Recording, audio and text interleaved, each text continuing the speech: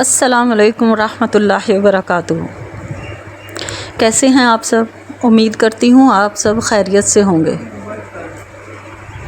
آج ہم جس موضوع پر بات کرنے جا رہے ہیں وہ موضوع ہے ملازموں کے حقوق۔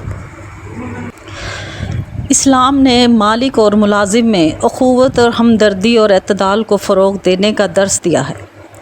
یہ نظام فطرت ہے کہ کوئی حاکم ہے اور کوئی اس کا ماتحت، کوئی مالک ہے اور کوئی نوکر، لیکن دونوں میں حقوق کی ایک حد ہے تاکہ کسی کی حق تلفی نہ ہو۔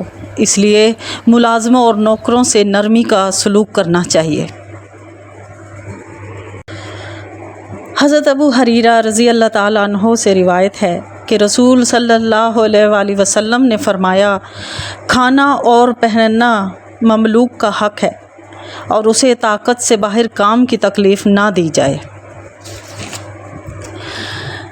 حضور صلی اللہ علیہ وسلم نے فرمایا، جس تمہارے بھائی کو اللہ تعالیٰ تمہارا ماتحت کر دے تو جس کو اللہ تعالیٰ تمہارا مملوک بنا دے اسے وہی کھلاؤ جو تم کھاتے ہو، اور اسے وہی پہناؤ جو تم پہنتے ہو، اور ایسے کام کی اسے تکلیف نہ دو جو اس پر غالب آ جائے۔ اگر غالب آنے والے کام کی تکلیف دو تو اس کی مدد کرو۔ حضرت ابو ہریرہ رضی اللہ تعالیٰ عنہ سے روایت ہے کہ رسول خدا صلی اللہ علیہ وآلہ وسلم نے فرمایا، جب تم میں سے کسی کے لیے اس کا خادم کھانا تیار کرے پھر اسے لے آئے جس کی خاطر وہ گرمی اور دھواں برداشت کر چکا ہے تو اسے اپنے ساتھ بٹھا کر کھانا کھلانا چاہیے۔ اگر کھانا تھوڑا ہو تو ایک دو لقمے اس میں سے اس کے ہاتھ پر رکھ دے۔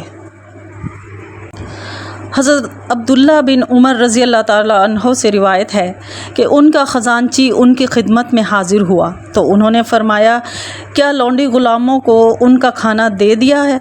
عرض گزار ہوا کہ نہیں۔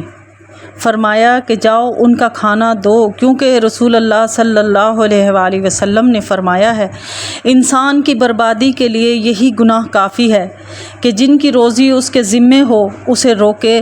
دوسری روایت میں ہے کہ آدمی کے تباہ ہونے کے لیے یہی گناہ کافی ہے کہ جو روزی دی جاتی ہو اسے ضائع کر دے۔ حضرت رافع بن مقیس رضی اللہ تعالیٰ عنہ سے روایت ہے کہ نبی کریم صلی اللہ علیہ وآلہ وسلم نے فرمایا، غلام سے اچھا سلوک کرنا خوشبختی ہے اور بد خلقی سے پیش آنا بدبختی ہے۔ حضرت عبداللہ بن عمر رضی اللہ تعالیٰ عنہ نے فرمایا کہ ایک آدمی نبی کریم صلی اللہ علیہ وآلہ وسلم کی بارگاہ میں حاضر ہو کر عرض گزار ہوا، یا رسول اللہ، ہم خادم کو کہاں تک معاف کر سکتے ہیں؟ آپ خاموش رہے۔ دوبارہ یہی بات پوچھی، تب بھی آپ خاموش رہے۔ جب تیسری مرتبہ پوچھا تو فرمایا، روزانہ اسے 70 دفعہ درگزر کرو۔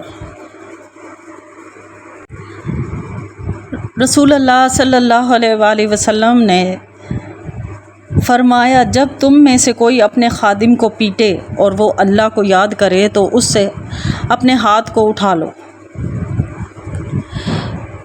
حضور صلی اللہ علیہ وسلم نے فرمایا، اپنے غلام سے برا سلوک کرنے والا جنت میں داخل نہیں ہوگا۔ ملتے ہیں اگلی ویڈیو میں، تب تک کے لیے اجازت دیجیے، دعاؤں میں یاد رکھیے۔ اللہ حافظ۔